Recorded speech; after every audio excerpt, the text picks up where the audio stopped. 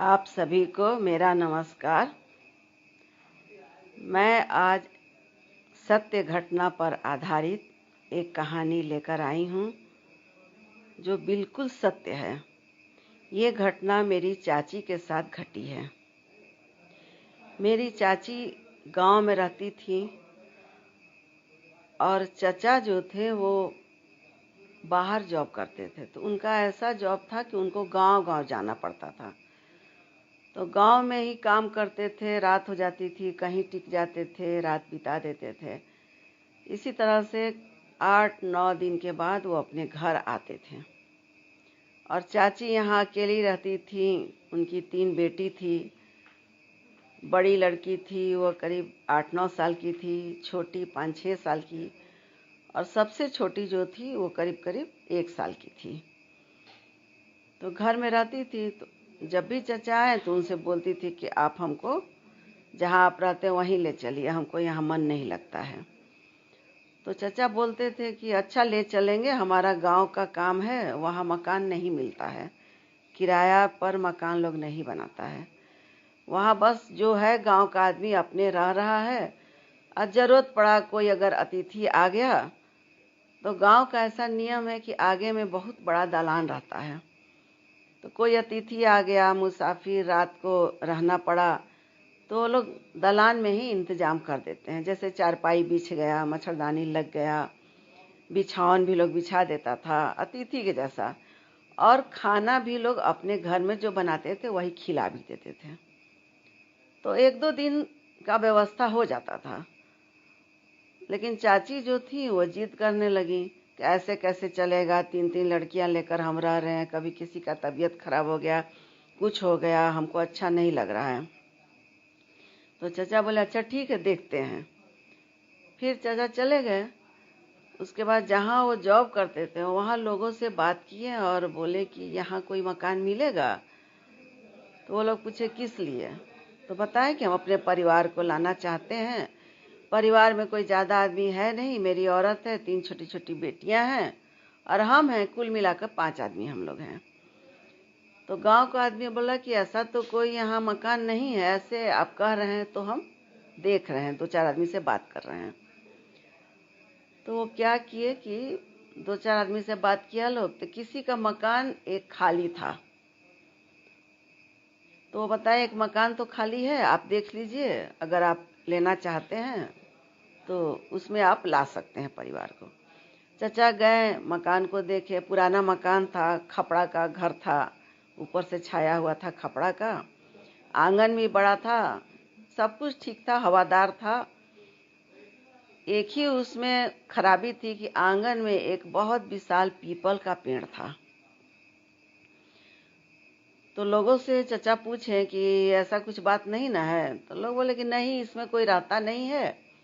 अब पीपल का पेड़ बहुत दिन से अपने आप जम गया, तो बड़ा हो गया, कोई उखाड़ा भी नहीं इसको। ऐसे हम लोग तो इसके बारे में कुछ ऐसा सुने नहीं है। तो चचा बोले ठीक है। उसके बाद चचा गए, चाची से बोले कि एक ऐसा मकान मिला है लेकिन आंगन में पीपल का पेड़ है। तो चाची बोली क्या हुआ, पीपल का पेड़ है तो? क्योंकि गांव के आदमी के आसपास पेड़ पौधा बगीचा होता ही है। तो वो बोली कि कोई बात नहीं है, हम चलेंगे, क्योंकि वो तो जाना चाहती थी। तो चाचा बोले ठीक है चलो, 2 दिन के बाद हम आएंगे, सामान तुम सब ठीक से रख लेना, उसके बाद चला जाएगा। चाची इधर सारा सामान अपना बंदोबस्त कर ली, क्या ले जाना है। उसके बाद चाचा आए, वो तीनों बेटी को लेकर चली गई। जब वहाँ गई वो, तो घर तो चाचा पहले ही साफ सुथरा करवा दिए थे। घर तो बहुत अच्छा था। छत साइड में एक छत जैसा था, तो उसमें चचा बोले कि देखो गर्मी ज़्यादा होगा तो इस छत पर भी आदमी बैठ सकता है, बाकी और सब तो खपड़ा का है। चाची बोली कि कोई बात नहीं है, छत पर कौन जाएगा, नीचे ही इतना व्यवस्था है कि हमको छत पर जाने का जरूरत ही नहीं है। चाचा बोले ठीक है। अब चाची रहने लगी बहुत अच्छा से, करीब 8-10 दिन वो लोग अच्छा से रहे। एक बार चचा को किसी काम बस 3 दिन के लिए बाहर जाना पड़ा। तो चाची से बोले कि 3 दिन के लिए हम जा रहे हैं, तुम शाम होते खाना बना लेना और दरवाज़ा बंद करके अपना अंदर रहना। ऐसे गांव का माहौल है, अच्छा माहौल है। तो चाची बोली ठीक है। चाचा चले गए। चाची को जब चाचा नहीं थे तो एकाएक इनको जैसे नहीं लगता है कि भय जैसा लगने लगा कि दिन में तो बिता दिया, अब रात जैसे से हो रहा उनको भय लग रहा है। अब रात में रसोई घर में गई, खाना शाम से पहले ही बना ली और सारा खाना बनाकर और जो भी खाना था उसको लेकर रूम में चली गई। पानी का भी व्यवस्था कर ली पीने का, और दरवाज़ा बंद करके वो अंदर थी। फिर तीनों बेटी को खाना खिलाई, अपने खाई और सो गई। अब रात में उनको डर जैसा लग रहा था तो उनको लगा कि हो सकता है चाचा नहीं है, इसलिए तो भय हमको शुरू से ही लग रहा था, उसी का असर है। फिर रात बीत गई, सुबह हुआ, उठी, दैनिक कार्य जो था अपना की, खाना बनाई, घर का सफाई है, पूजा पाठ है, सब कुछ की। लड़कियों को भी नहला धुला कर उन लोग को भी खाना पीना खिला दी। अभी कहीं उनका एडमिशन नहीं हुआ था, इसलिए कि सोच रही थी कि अब 2-4 दिन के बाद कहीं स्कूल का पता करते हैं, कहाँ स्कूल है तो वहाँ एडमिशन कराएंगे इन लोगों का। यही सोचते सोचते फिर शाम होने लगा। अब लड़कियों को खाना खिलाकर घर में सुला दी और ये रसोई घर का बर्तन धोना हुआ या जो भी सामान हुआ अंदर करके सोच रहे हैं कि सब अंदर करके और हम भी अंदर चले जाएं। तो उस दिन ऐसा हुआ कि जब ये रसोई घर में जा रही हैं तो लग रहा है कि मेरे पीछे पीछे कोई आ रहा है। तो ये पलट कर देख रही हैं तो कोई नहीं है, लेकिन इनको साफ ऐसा लग रहा था कि जैसे कोई मेरे पीछे पीछे आ रहा है। फिर सोची कि हो सकता है मेरा भ्रम हो।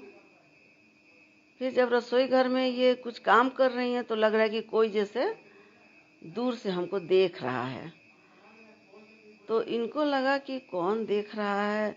फिर जब मुड़ती थी तो कोई नहीं, लेकिन इनको थोड़ा थोड़ा जैसे मान लीजिए आदमी बैठा रहता, कहीं से कोई देखता है तो नज़र उधर चली जाती है कि कोई हमको देख रहा है। तो वैसे ही चाची को भी लग रहा था कि कोई हमको देख रहा है। फिर जब देखती थी तो कोई नहीं था। फिर सोची हो सकता है हमारा भ्रम हो।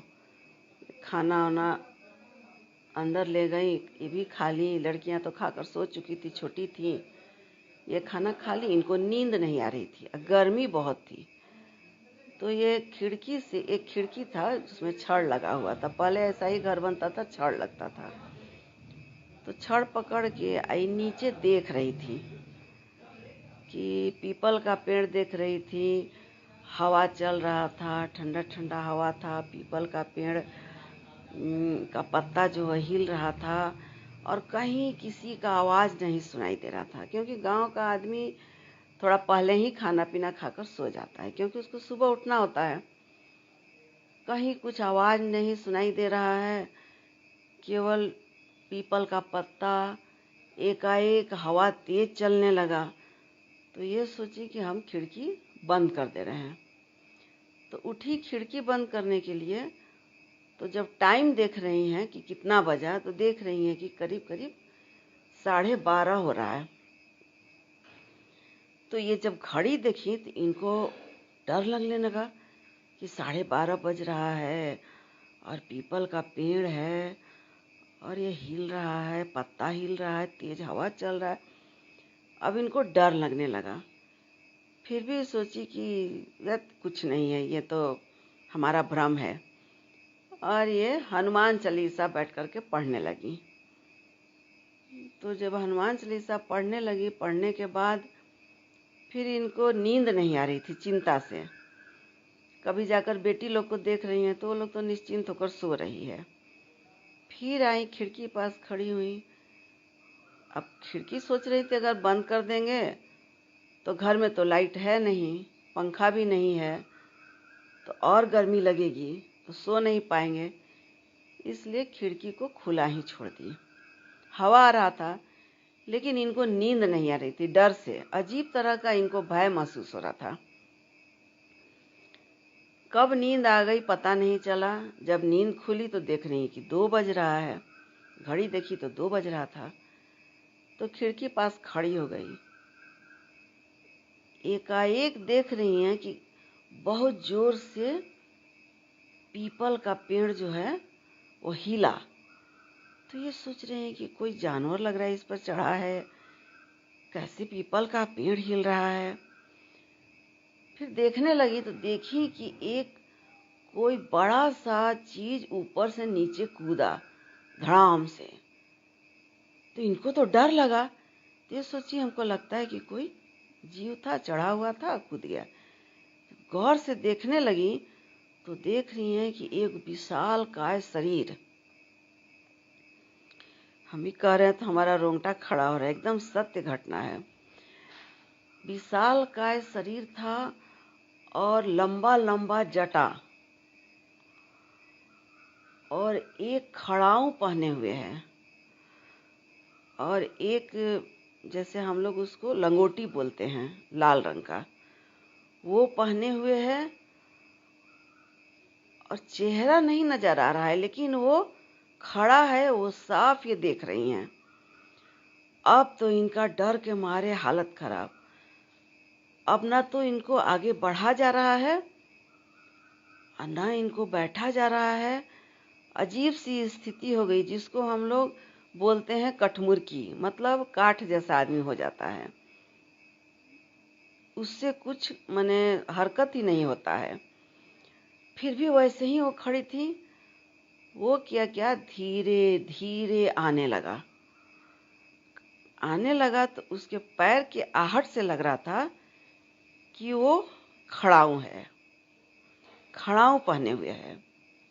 तो इनको बहुत भय जैसा लगने लगा और लगा कि जैसे काटो तो खून। वो धीरे धीरे इनके तरफ आने लगा। अब तो इनको अजीब स्थिति इनकी हो गई थी। उसके बाद धीरे से ये बहुत हिम्मत करके किनारे, जैसे नहीं होता है कि खिड़की के किनारे छिप जाना, वैसे ही किनारे हो गई। और वो धीरे धीरे आकर और खिड़की पकड़ लिया। अब पकड़ के जैसे लगे कि एक हाथ की दूरी है। अभी थोड़ा सा ऐसे झांक रही हैं तो इनके मुंह पर ही वो हा कर रहा है। अब ये सोच रहे हैं कि अब हम क्या करें। हे दुर्गा माँ रक्षा कीजिए, हे बजरंग बली जी रक्षा कीजिए, मेरे तीनों बेटी की रक्षा कीजिए। बेटी की तरफ देख रही हैं तो बेटी तो आराम से सोई हुई है और इनका मन नहीं मान रहा था, वैसे कर रहा था। ये हल्का से झांक रही थी कि चला गया कि नहीं। वो लगभग 10 मिनट तक ऐसा ही होता रहा। जब ये झांकने का कोशिश करें तो हा करके इनको डराए। और उस समय हल्का चांदनी रात था, जिससे चेहरा तो नहीं देख पा रही थी, लेकिन उसका वेशभूषा लग रहा था कि जैसे वो बहुत ही विशालकाय शरीर वाला आदमी है। अब तो किसी तरह से भगवान का नाम ले रही हैं। खिड़की के पास जाने का उनका साहस नहीं हो रहा है और थोड़ा सा देख भी रहे हैं कि चला गया तो हम खिड़की बंद कर देंगे। अब मन में सोच रही हैं कि हे भगवान, हम खिड़की क्यों नहीं बंद कर दिए।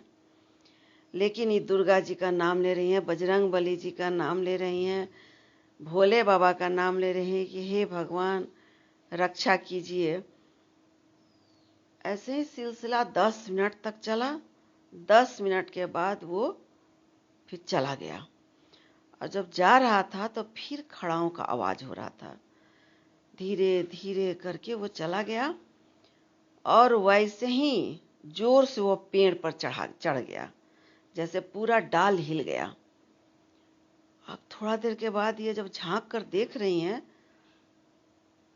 तो वो नजर नहीं आया। अभी तुरंत खिड़की बंद की।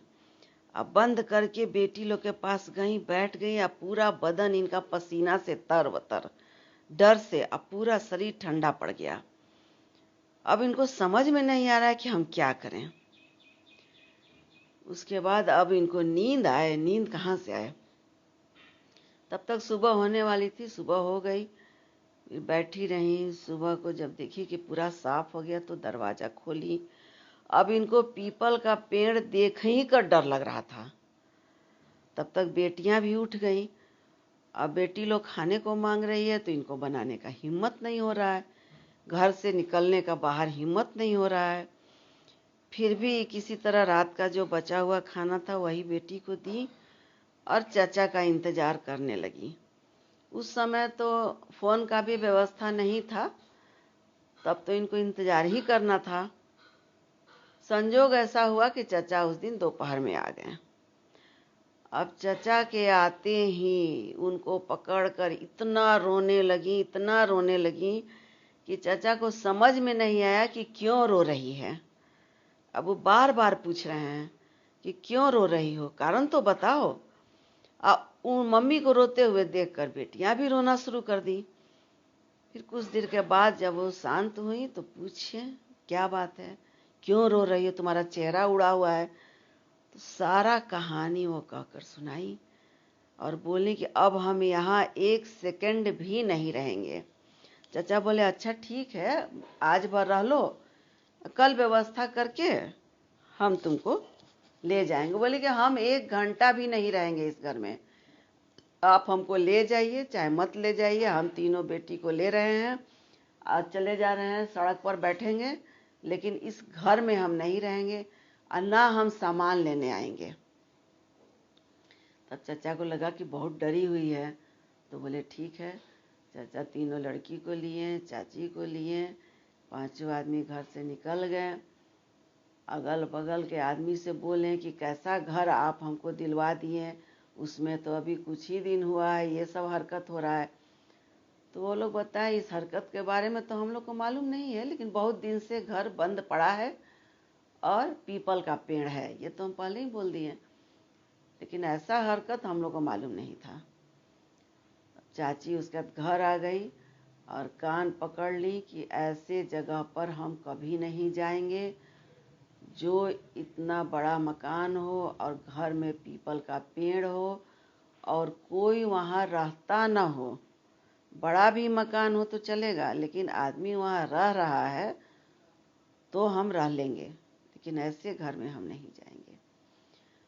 और चाची वही गांव में रहने लगी। चाचा फिर वही पहले की तरह आना जाना करते थे। तो ये चाची जब ये कहानी हम लोग को सुना रही थी तो हम लोग के तो रोंगटे खड़े हो गए। और चाची बोली कि हम कैसे बच गए और कैसे हमारी तीनों बेटियां बच गईं, ये सब बस भगवान का ही खेल है। नहीं तो हमको तो लगा कि हम तो बचेंगे नहीं और बेटियां भी नहीं बचेंगी। तो इस तरह से हम लोग समझ सकते हैं कि आत्माएं तो होती हैं, कुछ आत्माएं तृप्त होती हैं जो लोगों को परेशान नहीं करती हैं, और कुछ आत्माएं अतृप्त होती हैं जो किसी कारण से वो तो परेशान रहती ही हैं और वो दूसरों को भी परेशान करती हैं। तो इसलिए घर में अगर पूजा पाठ किया जाए तो ये सब शक्तियाँ कारगर नहीं होती हैं और ये सब उस घर में नहीं रहती हैं। वो वैसा ही घर ढूंढ लेती हैं जहाँ वो रह सकें। इस तरह आज की कहानी आपको कैसी लगी आप ज़रूर बताइएगा। और भी कहानियाँ इस तरह की सत्य घटना पर आधारित मैं आप लोगों के लिए लेकर आऊँगी। धन्यवाद।